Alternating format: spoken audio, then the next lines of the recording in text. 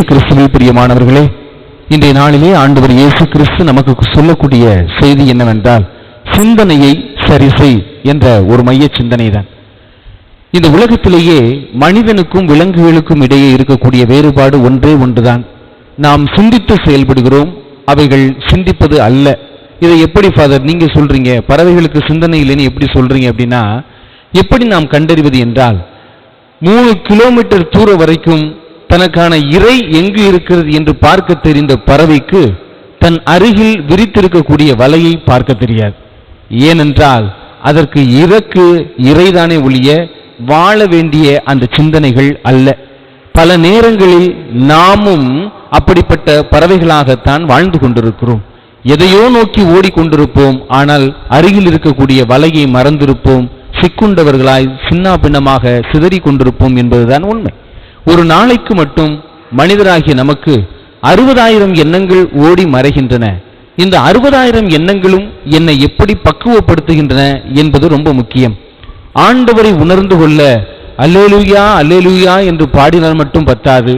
ஆனால் முதல் வாசகத்தில் சொல்வதை போல அவர் புயலாக வருகிறாரா? இல்லை. நிலநடுக்கமாக வருகிறாரா? இல்லை. மாறாக மெல்லிய காற்றாக வரக்கூடியவர் தான் நம் ஆண்டவர் என்பதை ஆழமாக சிந்தித்து பார்க்க வேண்டும். இரண்டாவது, நான் ஜெபம் செய்கிறேன் என்பது என்னவென்றால், ஜெபம் என்பது அமைதி என்பது பொருள். அந்த அமைதி என்பது ஆண்டவருடைய ஓசையை கேட்பது, ஆண்டவருடைய மொழியை கேட்பது என்பதுதான் அது உண்மை. ஆனால் நாம் என்ன செய்கிறோம் என்றால், அவருடைய மொழியை கேட்பதை விட நம்ம ஒரு வரிசையா மளிகை கடையில் லிஸ்ட் கொடுக்குற மாதிரி மனசுல வச்சுக்கிட்டு அந்த ஜெப நேரத்திலும் நாம் அடுக்கி கொண்டே இருப்பதனால் நாம் தான் பேசி கொண்டிருக்கிறோமே ஒழிய இறைவனுடைய ஓசையை நாம் கேட்க மறந்து கொண்டிருக்கிறோம் என்பதுதான் உண்மை. இப்பொழுது ஆண்டவர் வருவது நமக்கு எப்படி தெரியும் என்றால், எலியாவுடைய மனம் போராட்டமாக இருக்கிறது. மனதிலே நிலநடுக்கம் வருகிறது, மனதிலே புயல் ஏற்படுகிறது. ஆகையால் மெல்லிய காற்றாக இருக்கக்கூடிய இறைவனை கண்டறிய முடியவில்லை. இன்று நாமும் அப்படித்தான். ஏனோ மெல்லிய காற்றாக இருக்கக்கூடிய இறைவனை கண்டறிய நமக்கும் முயற்சிகள் செய்யப்படும். அதனால நம்ம ஆழமாக அதை பொருள் உணர்ந்து செய்யும் போதுதான் அது நமக்கு வெற்றி கிடைக்கும். சிந்தனை என்பது என்னவென்றால், அது ஒரு மின்னல். அதை பிடித்து நாம் மின்சாரம் தயாரித்து விட வேண்டும். இல்லை என்றால் அந்த மின்னல் நம்மை தாக்கிவிடும் என்பதுதான் உண்மை. எனவே சிந்தனையை சரிசெய், அனைத்தும் சரி செய்யப்படும் என்பது உண்மை. இன்னைக்கு நற்செய்தியில சொல்றார் ஆண்டவர், உன்னை ஒரு கண்ணு பாவத்தில் வச்சுனா அதை பிடுங்கி எரிஞ்சிரு, கை வெட்டி எரிஞ்சிரு, காலு வெட்டி எரிஞ்சிரு அப்படின்னா மனசாட்சியை தொட்டு சொல்லுவோமே. இன்னைக்கு நீங்களும் நானும் அப்படி செய்திருந்தோம் என்றால் உண்மையிலே நமக்கு உறுப்புகள் இருந்திருக்கும் என்று நினைக்கிறோமா? இருந்திருக்காது. அப்ப இயேசு இந்த திருவிழிய வசனங்களை எதோடு ஒப்பிட்டு சொல்கிறார் என்பதை நாம் சிந்தித்து பார்க்க வேண்டும். இப்போ வலது கண் பாவம் செய்கிறது என்றால் வேற ஒண்ணுமல்ல. என்னுடைய செல்லை எடுத்து நம்ம பார்த்துக்கிட்டே இருக்கிறோம் அப்படின்னா அது பாவம் செய்யறதுக்கு எது தூண்டுது? 2 காரியங்கள். ஒன்று சிந்தனை, 2 செல். இப்ப நான் எனக்கு வலது கண்ணு, இப்ப உதாரணத்துக்கு நான் உங்களுக்கு சொல்றேன், நல்லா கவனிங்க. எம்எல்ஏவுக்கு இவர் தாயா வலது கை மாதிரி இருப்பாருன்னு கேள்விப்பட்டிருக்கிறீங்களா? இந்த அண்ணனுக்கு இவன் தாயா வலது கை மாதிரி இருப்பான்னு கேள்விப்பட்டிருக்கீங்களா? இப்ப அந்த வலது கையை வெட்டிட்டா எம்எல்ஏ என்னவாயிருவாரு? ஒரு கையா மாறிடுவார். அதே மாதிரிதான் நம்ம பாவத்துல விளை செய்யக்கூடிய இந்த செல்லு வலது கையா இருக்கும்போது அந்த செல்லை வெட்டிட்டோம் அப்படின்னா இதுதான் அது. இது தெரியாமல் ஒரிஜின் என சொல்லப்படக்கூடிய விவிலிய ஆசிரியர் என்ன பண்ணிவிட்டார், தன்னை இச்சைக்கு தூண்டுகிறது என நினைத்து தன்னுடைய பிறப்புரிப்பை வெட்டி கொள்கிறார். அவருக்கு புனிதர் பட்டம் கொடுக்காமல் இன்று வரையிலும் நிலுவையில் இருக்கிறது. ஏனென்றால் ஆண்டவர் சொன்ன பொருளை யாரும் சரியாக புரிந்து கொள்வது இல்லை என்பதுதான் அதனுடைய பொருளாக இருக்கிறது. எனவே நமக்கு வலதுகரமாக வலது கண்ணாக இருப்பது என்ன, வலது காலாக இருப்பது என்ன என்றால் நம்முடைய முதலில் சரி செய்வது சிந்தனையை. அதனால்தான் அழகாக எழுதும் போது கவிதை எழுதினார்கள், சிந்தனையை சரி செய்யுங்கள் அவை சொற்களாகின்றன, சொற்களை சரி செய்யுங்கள் அவை செயல்களாகின்றன, செயல்களை சரி செய்யுங்கள் அவை உங்கள் எண்ணங்களாகின்றன, உங்கள் எண்ணங்களை சரி செய்யுங்கள் அவை உங்கள் பழக்கங்களாகின்றன, உங்கள் பழக்கங்களை கவனியுங்கள் அதுவே உங்கள் வழக்கங்களாகின்றன, உங்கள் வழக்கங்களை கவனியுங்கள் அதுவே உங்கள் குணாதிசயமாகின்றன, உங்கள் குணாதிசயத்தை கவனியுங்கள் அதுதான் உங்கள் தலைவிதியாக மாறுகின்றன அப்படி சொல்லி முடிப்பாங்க. என்னுடைய தலைவிதியை நிர்ணயிப்பது எது என்றால் என் சிந்தனை தான்.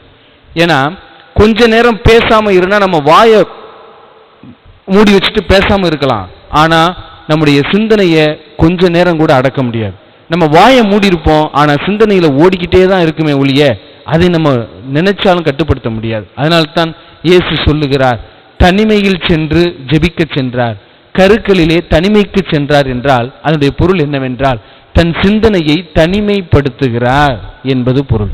தன் சிந்தனையை ஆக்கப்பூர்வமான மனிதர்களோடு கொண்டு செல்ல வேண்டும், நேர்மறையாக கொண்டு செல்ல வேண்டும்.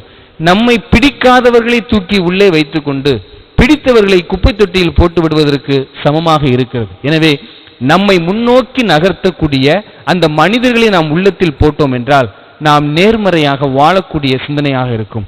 உங்களுக்கு ஒரு பரீட்சை வேணா, நான் கேள்வி வேணா கேட்கிறேன். இப்ப இந்த திருப்பலி முடிந்ததிலிருந்து சாயந்தரம் 6 மணி வரைக்கும் பாருங்க, உங்க சிந்தனையை நீங்க கவனிச்சு சும்மா ஒரு 5 சிந்தனை எனக்கு இது ஆக்கப்பூர்வமா இருந்தது, இந்த சிந்தனை என்னுடைய பிரஷர், என்ன கொலஸ்ட்ராலை குறைக்கக்கூடியதாக இருந்தது, இந்த சிந்தனைகள் பிறருக்கு பிரஷரையும் கொலஸ்ட்ராலையும் கொடுக்கக்கூடியதாக இருக்கிறது, இப்படிப்பட்ட ஒரு சிந்தனையோடு நான் இருக்கிறேன் என்று நீங்க வரிசைப்படுத்தி பார்த்தோம் என்றால் ஒன்று கூட நமக்கு பயனுள்ளதாக இருக்காது. மாறாக பிறருக்கு பயனுள்ளதாக இருக்கிறதா அப்படிங்கிறத நம்ம தான் ஆராய்ச்சி செய்து பார்க்க வேண்டும் என்பதுதான் அதனுடைய பொருளாக இருக்கு. எனவே அன்பிற்குரியவர்களே, நமக்கு நோய் வருது அப்படின்னா முதல்ல நம்ம தான் காரணம். அந்த சிந்தனை தான் நமக்கு நோயவே கொண்டுட்டு வரும் அப்படின்னு சொல்றாங்க. இது எப்படி அப்படின்னா, அமெரிக்கா நாட்டிலே பெர்க் என சொல்லப்படக்கூடிய ஒரு நபருக்கு கேன்சர் உருவாயிருச்சு. இன்னும் 5 நாள்ல நீங்க செத்துருவீங்க அப்படின்னு சொல்லும்போது அவர் உடனடியாக ஒரு மணி நேரம் திருவிழியத்தை வாசிக்கிறார்.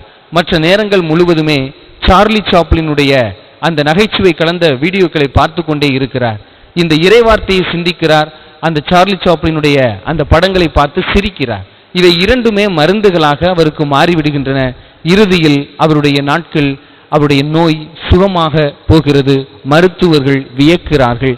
அதனால தான் இன்னைக்கும் நீங்க பார்த்தீங்கன்னா பல மருத்துவமனைகளில் நகைச்சுவை கலந்த அந்த சேனலை தான் போட்டுக்கிட்டே இருப்பாங்க, அதை பாருங்க அப்படின்னு சொல்லுவாங்க.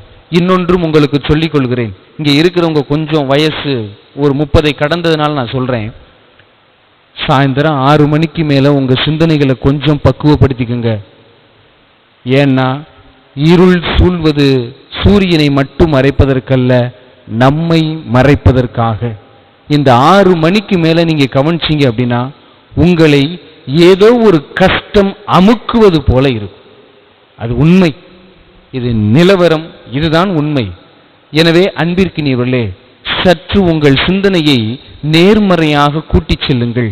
ஆண்டவர் இயேசு தனிமையிலே சென்றார் என்றால் நாமும் நம்மை சூழ்ந்திருக்கக்கூடியதை சற்று சிறிது நேரம் தள்ளி வைத்துவிட கற்றுக்கொள்ள வேண்டும். நம்முடைய சிந்தனைகளில் அனைத்தையும் உள்ளே கொட்டினோம் என்றால் நம்முடைய மண்டையை குழம்பி போன ஒரு இதாகி போயிடும். ஒரு புளிக்குழம்பு வைக்கிறோம்னா அதில் மீன் போடலாம், அதில் மீனும் போடுவேன், அதில் மாங்காயும் போடுவேன், முட்டைக்கோசையும் போடுவேன், கேரட்டையும் போடுவேன், பீட்ரூட்டையும் போடுவேன், எல்லாம் போடுவேன். அப்படின்னா அந்த குழம்பு சாப்பிட்றதுக்கு மனமே வராது. அதே போல தான் நம்முடைய மூளையும். எல்லாத்தையும் உள்ளே போட்டு வச்சிருப்பேன் அப்படின்னா நம்ம பேசும்போது என்னத்தையாவது பேசிட்டு போகிறது மாதிரி இருக்கும். நான் கேட்ட கேள்வி வேற, இவர் சொல்கிற பதில் வேற அப்படிங்கிற மாதிரி நமக்கு அமைந்து விடும். எனவே சற்று எச்சரிக்கையாக இருப்போம். எண்ணங்களை கவனியுங்கள், அவைதான் நம்முடைய வாழ்க்கையாக மாறுகிறது. வாயை மூடிவிட முடியும், ஆனால் நம் சிந்தனையை ஒருபோதும் நிப்பாட்ட முடியாது. மாறாக அதை நேர்மறையாக திசை திருப்ப நமக்கு தெரிந்துவிட வேண்டும். இல்லை என்றால் நாம் திசை மாறிய எங்கிட்டோ போய் மோதக்கூடிய பேருந்துகளாக மாற்றப்படுவோம் என்பதுதான் உண்மை. பிரேக்கு நம்ம கையில் இருக்கணும், இன்னொருவர் நம்மை இயக்கக்கூடாது என்பதை சிந்தித்து பார்க்க வேண்டும். ஆமென்.